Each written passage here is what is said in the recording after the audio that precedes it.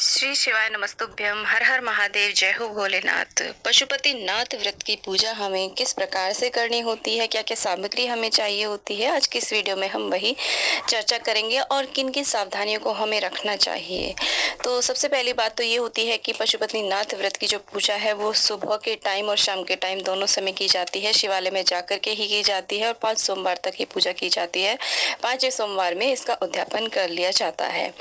तो जिस भी शिवालय में आप पूजा करने के लिए गए हैं वहां पर आप इस तरीके से देखें, यदि आप आसपास देखते हैं, जलहरी के आसपास देखते हैं किसी प्रकार के कोई भी फूल फल आदि कोई भी भोग प्रसाद पड़े हो तो इस तरीके से आप सब कुछ हटा लें, क्योंकि इस तरीके से अच्छे प्रकार से शिवलिंग की साफ सफाई करने के बाद ही हमें उनका अभिषेक करना चाहिए, श्रृंगार करना चाहिए। देखिए कहीं कहीं पर मंदिर में हमें श्रृंगार को हटाने की अनुमति होती है, कहीं कहीं पर नहीं होती है। तो आप इस तरीके से, क्योंकि एक बारी तो आपको श्रृंगार अवश्य रूप से करना ही करना है भोलेनाथ का, तो ऐसा आप शिवालय देखें जहां पर आप एक बार उनका अच्छी प्रकार से अभिषेक कर सकें और बाबा का हम जलाभिषेक कर सकें। देखिए जलहरी के सीधे हाथ की तरफ गणेश जी का वास होता है, तो पहले हम वहां पर अभिषेक करेंगे जल से, और इसके बाद में उल्टे हाथ की तरफ कुमार कार्तिकेय का वास माना जाता है और बीच में अशोक सुंदरी का। तो उसके बाद में हम देखिए कार्तिकेय जी का और अशोक सुंदरी जी का अभिषेक करेंगे, और कटी भाग जहाँ पर नाग देवता लिपटे हुए हैं वहां पर माता पार्वती के हस्तकमल माने जाते हैं, तो उसके बाद में वहां पर जलाभिषेक करेंगे। उसके बाद हमें शिवलिंग का जलाभिषेक करना है। और कहीं कहीं पर मंदिर में जो एक कलश लटका हुआ होता है जिसमें से लगातार जल की बूंदें शिवलिंग पर गिरती रहती हैं, वहां पर हम जल डालते हैं। और क्योंकि वहां पर भी शिव जी की 5 पुत्रियों का वास माना जाता है जो कि जल क्रीड़ाएं करती रहती हैं, उसमें भी जल हमें अर्पित करना है। यहाँ पर एक बात और मुख्य है कि जब आप शिवालय पहुंचे तो हमें मंदिर पहुंच करके बाबा को प्रणाम करना चाहिए, धन्यवाद करना चाहिए, निवेदन करना चाहिए कि हे बाबा, पशुपतिनाथ भगवान का ध्यान करते हुए हमें संपूर्ण पूजन करना है, उनका नाम अवश्य लेना है।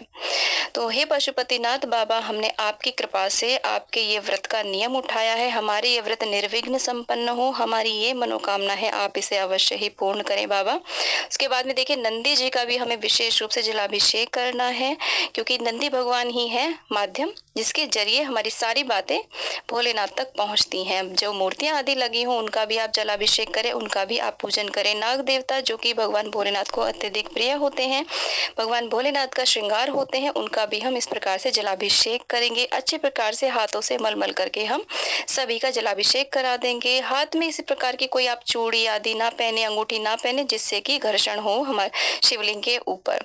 तो आप चूड़ी चाहे तो आप कलावा आदि बांध सकते हैं या फिर चूड़ियों को ऊपर कर करके ही आप अभिषेक कराएं। और उसके बाद में पंचामृत से अभिषेक करें। नमः शिवाय मंत्र का जाप बोल सकते हैं आप। तांबे के लोटे से हमें पंचामृत अर्पित नहीं करना है। अगर कोई सुविधा नहीं है तो जो भी टिफिन में किसी भी आप गिलास में लेकर के गए हैं उसी से आप अर्पित करें। उसके बाद में हमें शुद्धोदक स्नान कराना होता है भोलेनाथ बाबा को। पंचामृत को हमें तांबे के लोटे में नहीं डाल करके अभिषेक कराना है। तो मैं एक टिफिन में लाई थी तो मैंने उसी से अर्पित कर दिया है, ऐसा कुछ नहीं है। अगर है आपके पास अलग से पात्र, क्योंकि थाली में बहुत सारी सामग्री हो जाती है, स्पेस इतना नहीं रहता है, तो मैंने उसी से अभिषेक कर दिया है। आपके पास सुविधा हो तो आप उसमें डाल करके ही करें। अब देखिए इस तरीके से जब हम जलहरी पर हाथ फेरते हैं ना, तो माना जाता है कि यहाँ पर देखिए माता पार्वती के हस्तकमल से हमारे जब हस्तकमल मिलते हैं तो हमारी जो दुर्भाग्य की जितनी भी रेखाएं होती है ना वो सब समाप्त हो जाती हैं। उसके पंचामृत से स्नान कराने के बाद में हम शुद्धोदक स्नान अवश्य रूप से कराना है हमें, और अच्छी प्रकार से कराना है। यहाँ पर कुछ भी हमारी चढ़ाई की सामग्री नहीं रहना चाहिए। अभिषेक की संपूर्ण हमें फल तभी मिलता है जब हम हमारे द्वारा चढ़ाई की संपूर्ण सामग्री हम साफ कर देते हैं। एक प्रकार से हम भगवान भोलेनाथ को स्नान करा रहे हैं। उसके बाद में कोई भी सामग्री नहीं रहनी चाहिए। इसके बाद ही हमें बाबा का श्रृंगार करना चाहिए। तो पशुपतिनाथ भगवान का ध्यान करते हुए हमें ये पूजन करना है, और शिवलिंग के पीछे से बैठ करके ही हमें ये पूजन करना चाहिए। देखिए मुझे तो वीडियो बनानी थी तो मैं यहाँ बैठ करके कर रही हूँ, लेकिन आप थोड़ा सा ना, अगर सुविधा नहीं है तो थोड़ा सा मुख अपना जलहरी की तरफ कर लें। तो उत्तर दिशा की ओर मुख करके हमें पूजन करना है। और इस तरीके से थोड़ा सा जल आप अवश्य रूप से लेकर के आए, अपने जो भी जल का आप लोटा लेकर के गए हैं पूजा का, उसमें शिवलिंग से लेकर के हमें थोड़ा सा जल अवश्य अपने घर में लाना है। ये बहुत ही चमत्कारिक जल होता है, घर में बरकत आती है, सुख समृद्धि आती है। कभी भी हमें जल का पात्र जो है, जो हम लेकर के गए, उसे खाली नहीं लाना है। इसके बाद में हम बाबा का श्रृंगार करेंगे अष्टगंध चंदन से। भगवान भोलेनाथ को अत्यधिक प्रिय होता है अष्टगंध चंदन। तो आपके पास ज़्यादा सामग्री नहीं है तो आप अष्टगंध चंदन से, खाली अष्टगंध चंदन से भी आप श्रृंगार कर सकते हैं बाबा का। तो यहाँ पर आप ओम बना सकते हैं, त्रिपुंड बना सकते हैं। तो देखिए, ये जो पूजन है मुख्य रूप से जिधर इन आंटी ने ये पीढ़ा बिछाया ना, वहाँ से बैठ करके मुझे करना चाहिए। लेकिन मैं इधर बैठ के इसलिए कर रही हूँ कि उधर से सारी चीज़ें दिखा पाना संभव नहीं हो पाता। तो आप इस तरफ बैठ करके बाबा का जलाभिषेक करें, श्रृंगार करें। और थोड़ा सा मैंने अपना मुख तिरछा कर लिया, यानी कि जलहरी की तरफ कर लिया है। तो वही इसी से हमें हमारी पूजा का संपूर्ण फल मिलता है। तो त्रिपुंड बना देंगे। अष्टगंध चंदन अत्यधिक प्रिय होता है भोलेनाथ बाबा को। इसके बाद में हम अबीर गुलाल अर्पित करेंगे। ये जो सामग्री है ना, सारी बाबा को जो भी लगती है वो सब पूजा सामग्री शॉप पर यदि आप जाएंगे ना तो सब मिल जाती है। ये है अबीर, जो कि ग्लिटर जैसा होता है, थोड़ा थोड़ा चमकीला सा होता है, उसे लगा देंगे। और यहाँ पर देखिए हम अर्पित कर देंगे थोड़ा सा गुलाल। अबीर गुलाल यदि आपको मिल पाता है तो अवश्य रूप से आप अर्पित करें। थोड़ा सा शिवलिंग पर भी अर्पित कर देंगे। तो दुनिया का ऐसा कौन सा कार्य है जो पशुपति व्रत से नहीं हुआ है? ऐसी कौन सी मनोकामना है जो इस व्रत से पूर्ण नहीं हो सकती है? और इसके बाद में देखिए हम यहाँ पर थोड़ी सी भस्म अर्पित कर रहे हैं। सफ़ेद चंदन भी आप भोलेनाथ को अर्पित कर सकते हैं। चंदन तो किसी भी प्रकार का हो, वो सब बाबा को लगता है। और यहाँ पर देखिए थोड़ा सा अबीर गुलाल हम शिवलिंग पर भी अर्पित कर देंगे। इस प्रकार से देखिए, आप चाहे तो यहाँ पर गणेश जी को, सभी को अबीर गुलाल तो सभी की पूजा में लगता है। बस कुछ चीज़ें ऐसी हैं जो शिवलिंग पर नहीं चढ़ाई जाती है, बस उनका हमें ध्यान रखना है। ये ऑरेंज सिंदूर हम अर्पित करेंगे गणेश जी को। और अशोक सुंदरी जी का स्थान है, वहाँ पर हम देखिए इस प्रकार से कुमकुम अर्पित करेंगे। और माता के जो हस्त कमल है, यहाँ पर भी हम कुमकुम अर्पित करेंगे। जो सुहागन स्त्रियां हैं वो सिंदूर अर्पित करें, और जो कुंवारी लड़कियां हैं वो यहाँ पर कुमकुम अर्पित कर सकती हैं, रोली अर्पित कर सकती हैं। तो क्योंकि शिवलिंग में ही पूरे शिव परिवार का वास माना जाता है, तो आप उनका ध्यान करते हुए वहाँ पर भी पूजन कर सकते हैं। हल्दी अर्पित कर देंगे। हल्दी और कुमकुम, सिंदूर, ये भूले से भी हमें बाबा को अर्पित नहीं करनी है। यहाँ पर देखिए जो बीच में शिवलिंग है, जो पिंडी स्वरूप में है, वो तो भोलेनाथ का स्वरूप है। बाकी मैंने सभी का स्थान आपको बता ही दिया है। अब देखिए हाथ को आपको टिश्यू पेपर अवश्य एक मंदिर में आप टिश्यू पेपर अवश्य रूप से लेकर के जाएं, हाथ पोंछ लें, क्योंकि कुछ चीज़ें ऐसी होती हैं जो बाबा को नहीं चढ़ती हैं, हाथ में लगी रह जाती है, तो इससे हमें जाने अनजाने दोष लग जाता है। अक्षत अर्पित करें।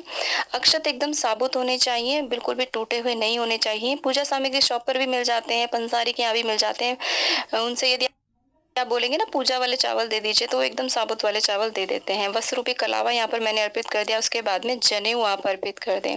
तो दोस्तों, पशुपति नाम का एक अस्त्र भी था जिससे राम ने रावण को का वध किया था। तो पशुपति अस्त्र हो या व्रत हो, वो कभी भी खाली नहीं जाता है, कभी भी निष्फल नहीं रहता है। तो यहाँ पर देखिए बिल्व पत्र, उसकी हमें डंडी तोड़ लेनी है और उस पर चंदन लगा करके, या फिर आप ओम नमः शिवाय लिख सकते हैं, या फिर आप अपनी मनोकामना भी लिख करके अर्पित कर सकते हैं बाबा को। तो जब आप बेल्व पत्र अर्पित करें, एक एक अर्पित करते जाएं और बाबा से अपनी जो भी आपकी मनोकामना है उससे आप बाबा से कहते हुए जाएं। इस प्रकार से देखिए, आप चाहे तो इस पर राम नाम भी लिख करके यहाँ पर अर्पित कर सकते हैं, या सिंपली इस तरीके से आप चंदन लगा लें, अष्टगंध चंदन लगा लें। और एक बिल्व पत्र के ऊपर हम देखिए यहाँ पर हमने रोली, जो हमने कुमकुम लिया था ना, वो लगा करके अशोक सुंदरी जी को अर्पित किया है। और एक बिल्व पत्र हम इस प्रकार से नंदी बाबा को भी अर्पित करते हैं। ऐसे अर्पित कर देंगे इस पूजन में। क्योंकि देखिए पशुपति नाथ, यहाँ पर पशु का विशेष महत्व है, तो इसलिए नंदी बाबा का भी पूजन विशेष महत्व रखता है इस पूजन में।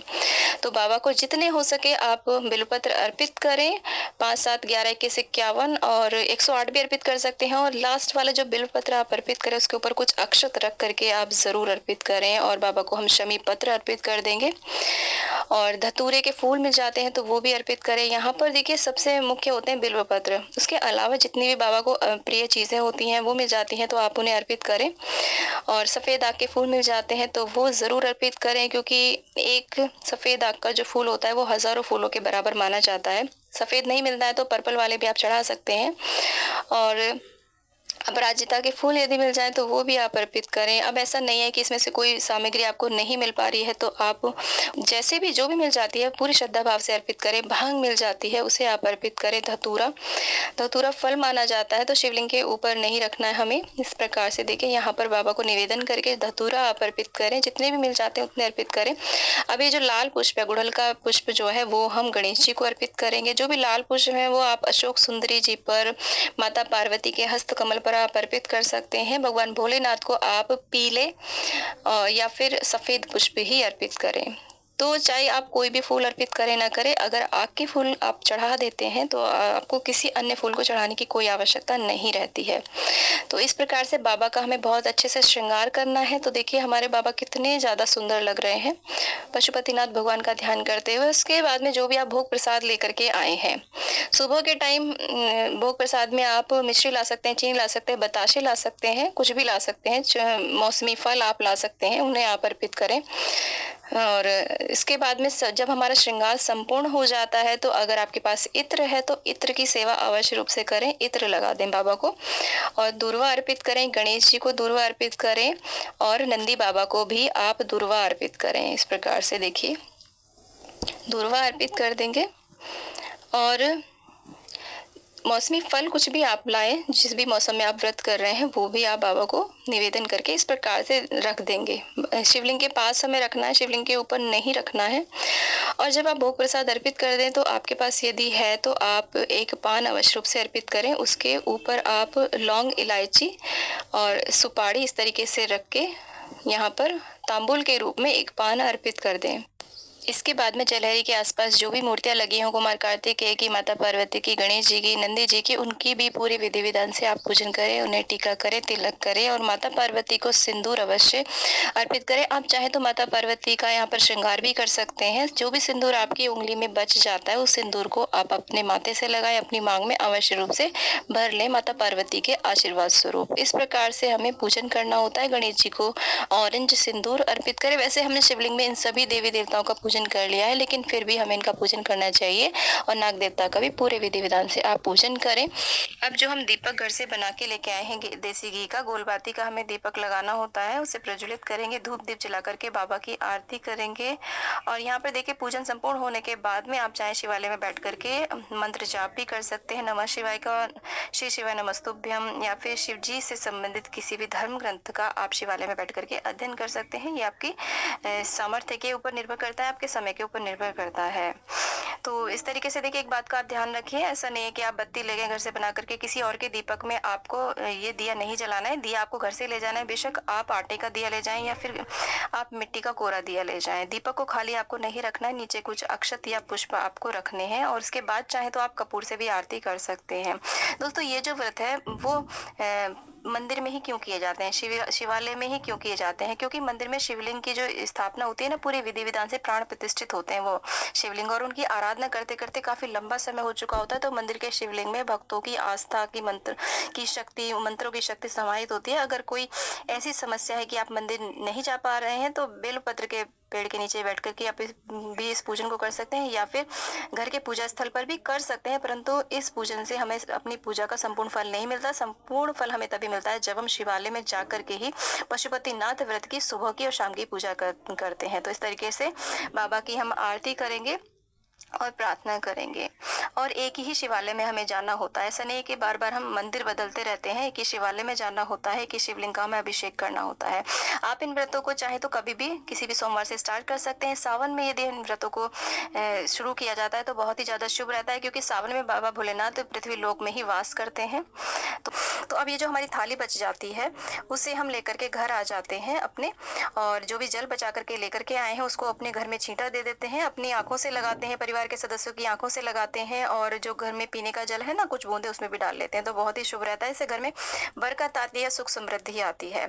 तो इस थाली को ढक के रख देंगे। शाम की थाली हमें इसी थाली में लगानी होती है। जो भी भोग प्रसाद बनाएंगे, दिए बनाएंगे, वो सब इसी थाली में रख करके हम ले जाएंगे। तो आज के लिए इतना ही। वीडियो पसंद आया तो लाइक करें, चैनल पर नए तो सब्सक्राइब करें। मिलते हैं जल्दी ऐसे अच्छी वीडियो देखने के लिए, बने रहे मेरे साथ।